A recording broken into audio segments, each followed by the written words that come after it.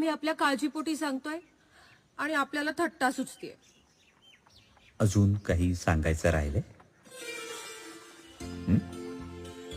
हो, लांबचा प्रवास आहे, खाण्याची आबाळ होऊ देऊ नका.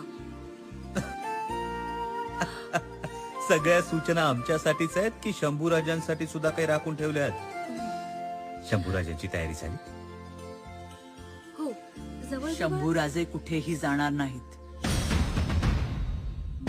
आऊसाहेब, सोयरा, आम्ही निर्णय दिलाय.